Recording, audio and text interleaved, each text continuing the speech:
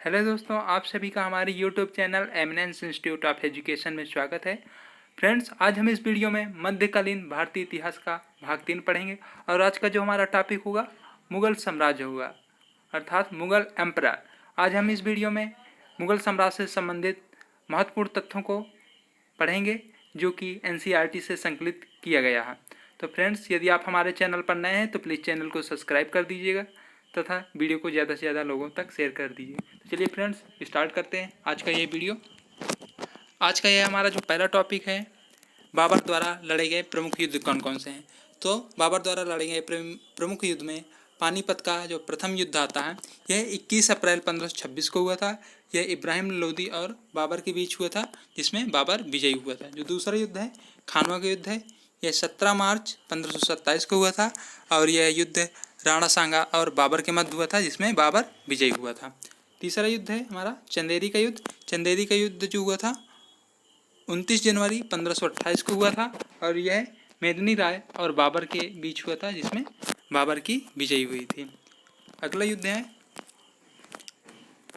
घाघरा का युद्ध। घाघरा का युद्ध जो हुआ था 6 मई 1529 को हुआ था और इसमें यह युद्ध जो हुआ था अफगान व बाबर के मध्य हुआ था, जिसमें बाबर की विजयी हुई थी। इन सभी युद्धों में बाबर की विजयी हुई थी।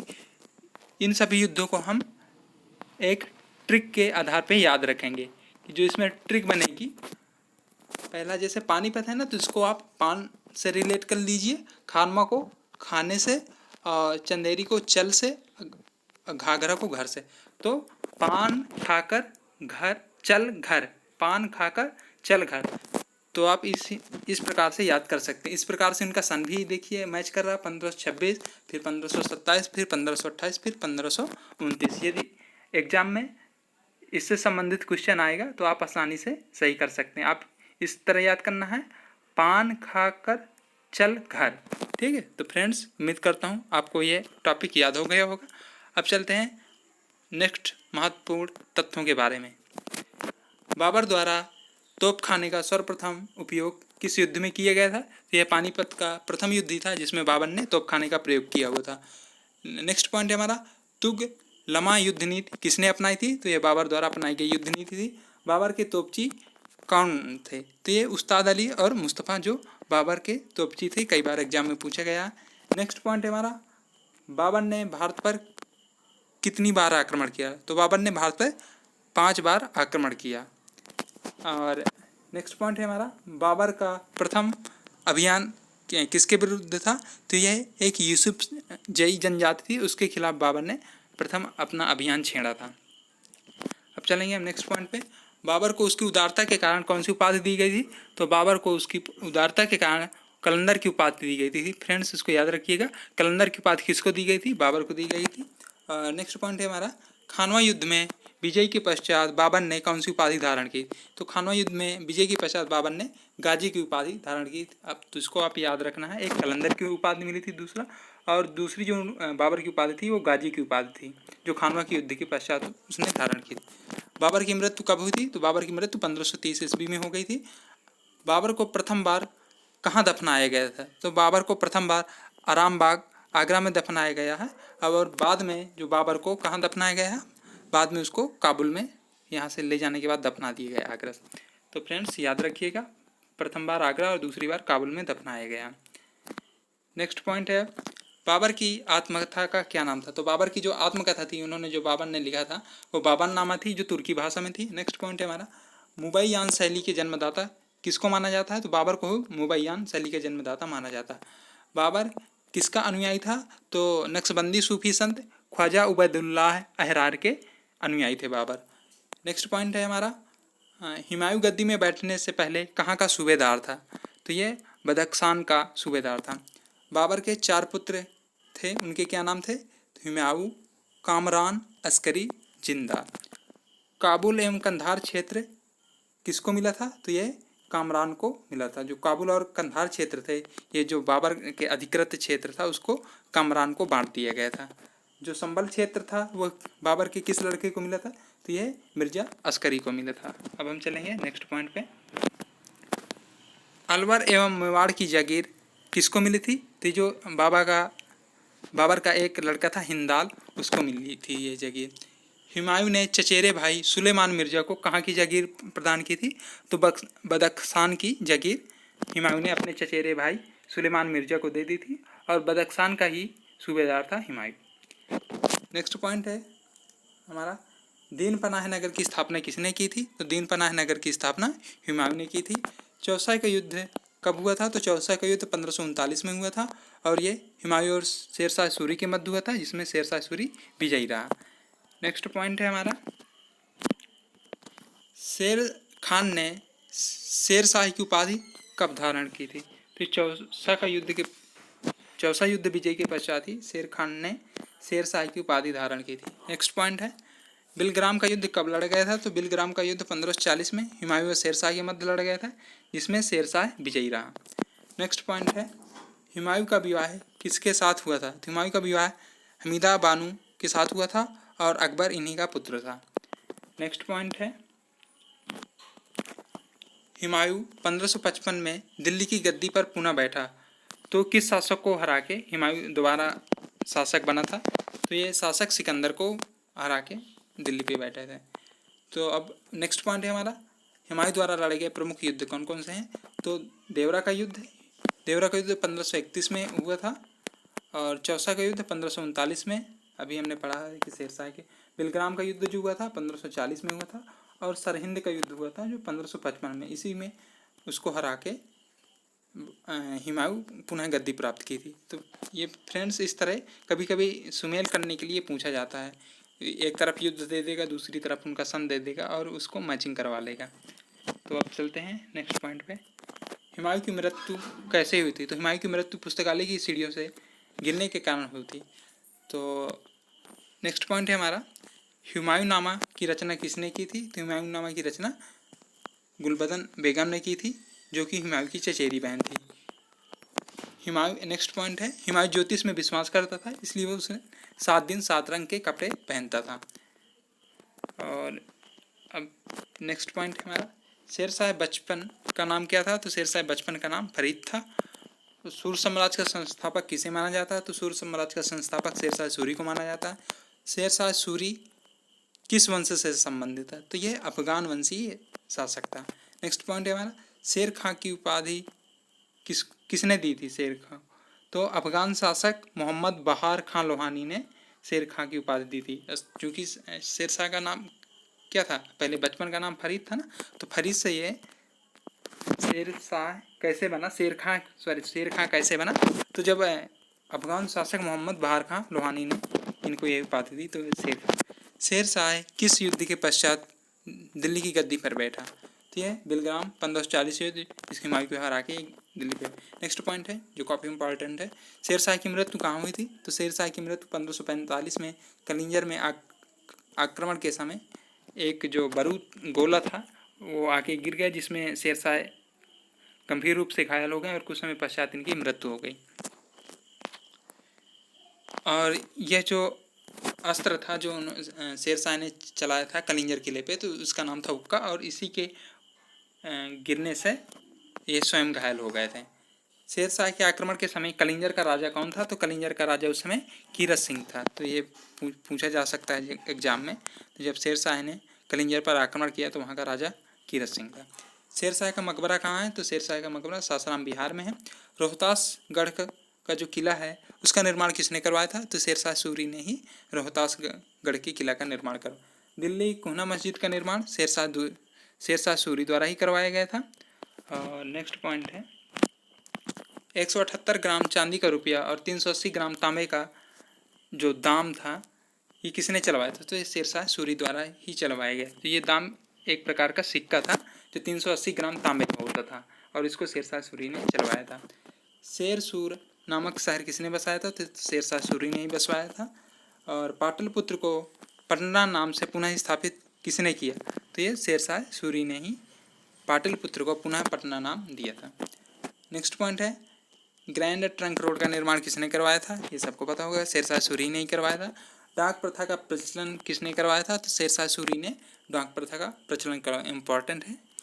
नेक्स्ट पॉइंट है, मलिक मोहम्मद जायसी किसके किस शासक के समकालीन थे? तो ये शेरशाह सूरी के ही समकालीन थे, मलिक मोहम्मद जैसी, याद रखिए। अब हम अकबर के बारे में जानेंगे। अकबर का राज्याभिषेक कब हुआ था? तो आज अकबर का राज्याभिषेक 1556 ईस्वी को हुआ था और यह कहाँ किस स्थान पर हुआ था? कलानौर, जो पंजाब में पड़ता है। अकबर का पूरा नाम क्या था? तो अकबर का पूरा नाम जलालुद्दीन मोहम्मद अकबर बादशाही गाजी, और जो बादशाही गाजी थी अकबर की उपाधि थी। अकबर का संरक्षक कौन था? तो अकबर का संरक्षक बैरम खान था। अब चलते हैं नेक्स्ट पॉइंट पे। मेवाड़ तथा असीरगढ़ के युद्ध में सेनापति कौन था? तो इनमें सेनापति स्वयं बादशाह अकबर थे और बाकी युद्धों में अपने किसी दूसरे सेनापति को युद्ध लड़ने के लिए भेजा था अकबर ने।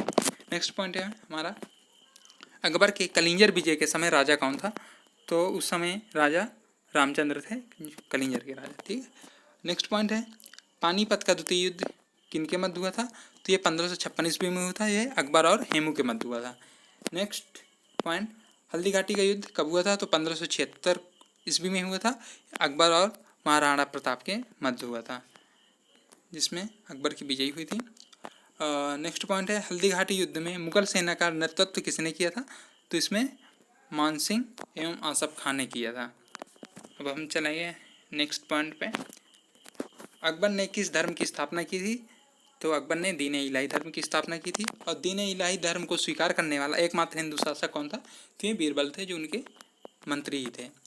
जैन धर्मगुरु हरविजय सूरी को जगत गुरु की उपाधि किसने दी थी? तो ये अकबर ने दी थी। ऐसे प्रश्न इस प्रकार से पूछा जा सकता है कि हरविजय सूरी किस शासक के दरबार में रहते थे? तो ये अकबर के ही दरबार में थे या अकबर के समकालीन थे। दहसाल बंदोबस्त व्यवस्था किसने चलवाई थी? तो ये अकबर के दरबारी टोडरमल ने चलवाई थी और 1580 ईस्वी में।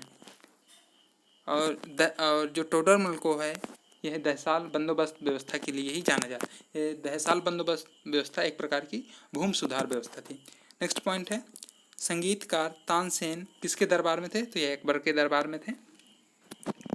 अब हम चलेंगे नेक्स्ट पॉइंट पे, जो काफ़ी इंपॉर्टेंट है। अब्दुल समद नेक्स्ट दशवंत एवं बसायन चित्रकार थे, जो किसके दरबार में थे? ये अकबर के दरबार में थे। अब्दुल समद, दशवंत एवं बसावन। शेख सलीम चिश्ती किसके समकालीन थे? तो ये अकबर के समकालीन थे और अकबर इनको काफ़ी ज़्यादा मानता था, अर्थात इनका बहुत बड़ा अनुयायी था। अकबर के नवरत्न कौन कौन से थे? अबुल फजल, फैजी, तानसेन, बीरबल, टोडरमल आदि अकबर के नवरत्न थे और इनमें मुल्ला दो प्याजा का भी नाम शामिल है। मुल्ला दो प्याजा, अब्दुल रहीम खान खाना, मान सिंह, अजीउद्दीन। ठीक है, तो ये अकबर के टोटल नवरत्न हो गए। अबुल फजल, फैजी, तानसेन, बीरबल, टोडरमल, मान सिंह, अब्दुल रहीम खान खाना, मुल्ला दो प्याजा, अजीउद्दीन। नेक्स्ट पॉइंट है, अकबरनामा ग्रंथ की रचना किसने की थी? तो अकबरनामा ग्रंथ की रचना अबुल फजल ने की थी। बीरबल के बचपन का नाम क्या था? तो बीरबल के बचपन का नाम महेश दास था। अब हम चलेंगे नेक्स्ट पॉइंट पे। तानसेन जो ग्वालियर के निवासी थे, उनका असली नाम क्या था? रामतनु पांडे था। कंठाभरण वाणी विलास की उपाधि अकबर ने किसको दी थी? तो ये तानसेन को ही दी थी।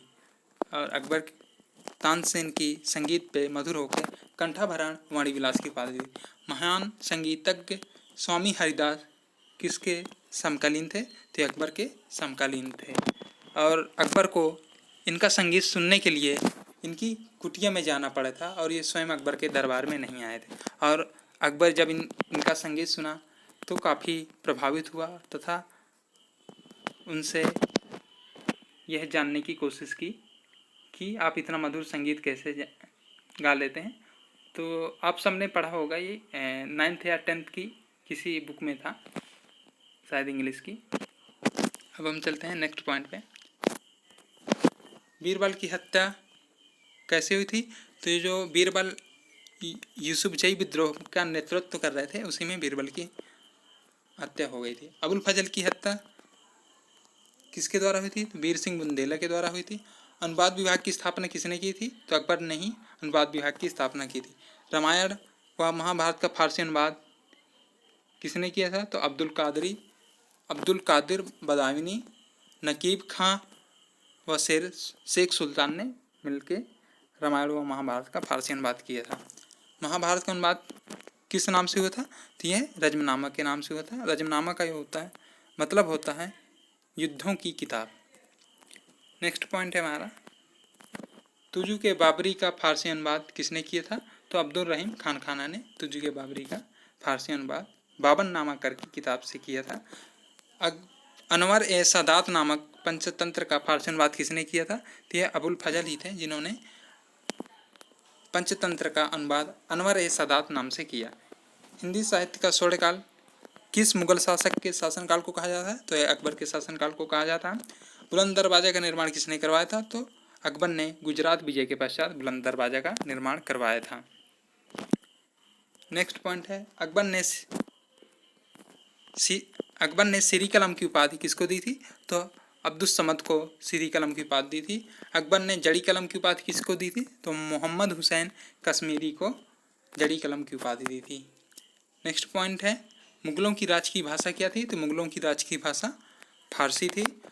और अकबर किस वाद्य यंत्र का प्रेमी था? तो ये नक्कारा अर्थात नगाड़ा अकबर बजाता था। अब हम नेक्स्ट पॉइंट में जहांगीर के बारे में जानेंगे। जहांगीर का वास्तविक नाम क्या था? तो जहांगीर का वास्तविक नाम सलीम था और ये जो नाम अकबर ने रखवाए थे इनका शेख सलीम चिश्ती के, जो शेख सलीम चिश्ती थे जो सूफी संत थे उन्हीं के नाम पे सलीम रखा था। जहांगीर किसके लिए प्रसिद्ध था? तो यह न्याय की जंजीर के लिए प्रसिद्ध था। जहांगीर ने अपनी आत्मकथा लिखी थी, उसका नाम क्या था? तो तुजू के जहांगीरी उस आत्मकथा का नाम था। 5वें सिख गुरु अर्जुन देव को फांसी किसने दी? तो जहांगीर ने ही 5वें सिख गुरु अर्जुन देव को फांसी दी थी। नूरजहां का वास्तविक नाम क्या था? तो नूरजहां का वास्तविक नाम मेहरुन्निसा था। और नेक्स्ट पॉइंट है हमारा, गुलाब से इत्र निकालने की विधि किसने खोजी थी? तो नूरजहां की माँ अस्मत बेगम ने ही गुलाब से इत्र निकालने की विधि खोजी थी। और नूरजहां का वास्तविक नाम मेहरुन्निसा था। चित्रकला का स्वर्णकाल किसको कहा जाता है? तो चित्रकला का स्वर्णकाल जहांगीर के शासनकाल को कहा जाता है। नेक्स्ट पॉइंट है, उस्ताद मंसूर एवं अबुल हसन जो चित्रकार थे किसके दरबार में रहते थे? तो ये जहांगीर के दरबार में ही रहते थे। याद रखना है आपको, उस्ताद मंसूर एवं अबुल हसन। नेक्स्ट पॉइंट है, संस्कृत के कवि जगन्नाथ को पंडित राज की उपाधि किसने दी थी? तो जहांगीर ने ही कवि जगन्नाथ को पंडित राज की उपाधि दी थी, इनकी विद्वता से प्रभावित होकर। नेक्स्ट पॉइंट है,